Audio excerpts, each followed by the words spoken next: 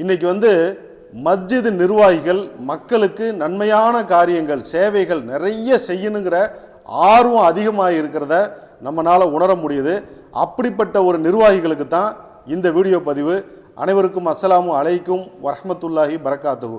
மஸ்ஜிதை மையமாக வைத்து மக்கள் பணி செய்ய விரும்புகிற நிர்வாகிகளுக்கு ஒரு முன்மாதிரியான மஸ்ஜித் தான் இந்த தக்வா மஸ்ஜித்.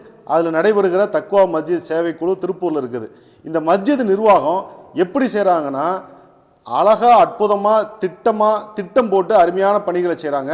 அதில் முதல் விஷயம், காலையில் சுபுகு தொழுகை முடிச்சோன்னமே மஸ்ஜித் நிர்வாகிகள் எல்லாரும் ஒவ்வொரு வீடுகளுக்கும் போய் பார்க்குறாங்க.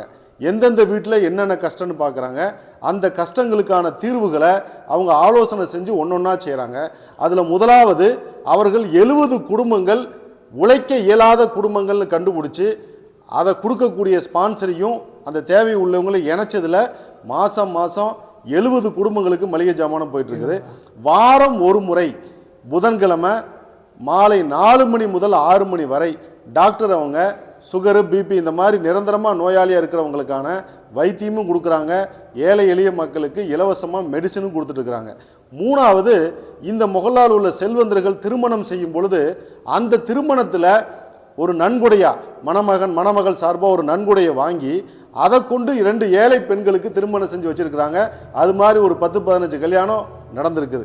அதே மாதிரி தான் இதுவுங்க. அன்புச்சோறு, இந்த அன்புச்சோறு விருந்துங்கிறது இன்னைக்கு 500 பேக்கெட் 500 குடும்பத்துக்கு 18 பள்ளிவாசல் நிர்வாகத்தின் மூலமாக இன்னைக்கு திருப்பூர் பூரா போகுது.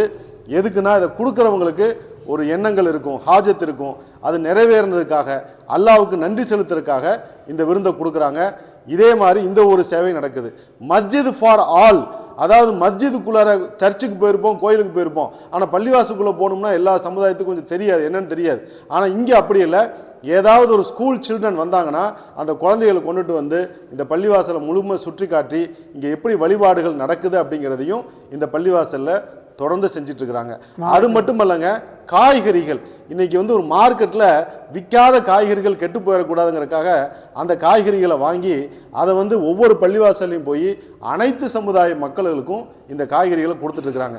இந்த மாதிரி மொத்தம் 25 ப்ராஜெக்டை இந்த தக்வா மஸ்ஜித் செஞ்சுட்டு இருக்குது. அதே மாதிரி உங்களுடைய பள்ளிவாசலில் இது மாதிரி சேவைகளை செய்யணும்னாலும் தாராளமாக எங்களை கான்டாக்ட் பண்ணுங்க. நாங்கள் ஆரம்பிக்கிறோம். திருப்பூருக்கு வர்றவங்க இந்த மஸ்ஜிதை அவசியம் பார்த்துட்டு போங்க. அது மட்டுமல்ல, இந்த பள்ளிவாசலில் IAS கோச்சிங்கும் நடந்துகிட்டு இருக்குதுங்க. அனைவருக்கும் நன்றி, மகிழ்ச்சி. மஸ்ஜித் சேவைக்குழு உங்கள் பள்ளியில் ஆரம்பிக்கணும்னா நீங்கள் கான்டாக்ட் பண்ண வேண்டியது 9842725780. டாக்டர், இவ்வளோ நல்ல காரியம் செய்கிறதுக்கு உடைய ரகசியம் என்ன, சூத்திரம் என்ன? இல்லை, பெரிய ரகசியமெல்லாம் ஒன்றும் இல்லை. நிர்வாகத்தினுடைய ஒத்துழைப்பு ரொம்ப முக்கியங்க. சரிங்க. இப்போ இந்த நிர்வாகத்தை பொறுத்தவரையில் ஒரு விஷயத்தை பேசினா ரொம்ப அதை மிக விரிவாக விவாதிக்கிறதுக்கெல்லாம் தேவை இருக்கிறதில்ல. சொன்னால் உடனே புரிஞ்சுக்கிறாங்க, ஒன்றா இன்ஷால்லா செஞ்சலாம் அப்படின்னு டக்குன்னு ஒன்று செய்கிறீங்களா?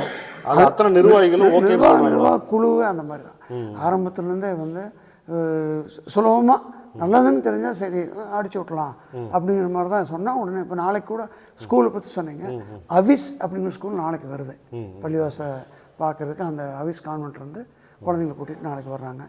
பர்மிஷன் கேட்டாங்க, உடனே குரூப்பில் போட்டேன்.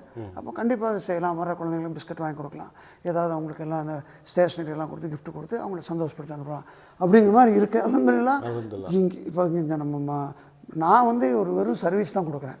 ஆஸ் அ டாக்டர் பேஷண்ட்டை பார்ப்பேன், ஒரு பிபி சுகரை பார்ப்பேன், அந்த ஆனால் மருந்து கொடுக்கலாங்கிற எண்ணம் வந்தபோது இங்கே இருக்கக்கூடியவங்களில் ஒருத்தர் நல்ல எண்ணத்தோடு அதுக்கு எவ்வளோ செலவாகும், மாதம் நான் 25,000 கொடுத்துறேன் அப்படி அவர் கொடுக்கறதுனால அதெல்லாம் நல்ல எண்ணங்களை நல்ல மனித உள்ளத்தில் விதைக்கிறதுனால தான் இதெல்லாம் சாத்தியமாக இருக்குது. அதாவது இந்த மஸ்ஜித் நிர்வாகம் உடனுக்குடனே நினைச்ச உடனே நல்ல காரியங்களை செய்கிறதுக்கான முழுமையான ஒரு முக்கிய காரணம் என்னென்னா, மஸ்ஜித் நிர்வாகிகள் உடலாலையும் பொருளாலையும் ஆலோசனையாலையும் நல்லபடியாக செய்யுங்க என்று சொல்ல நிர்வாகிகள் தான் இதற்கு காரணம். இதே மாதிரி எல்லா மஸ்ஜிதுடைய நிர்வாகிகளையும் அல்லாஹ் தஆலா தேர்ந்தெடுத்து வழங்குவானாக. ஆமீன். அல்ஹம்துலில்லாஹ். நன்றி, மகிழ்ச்சி.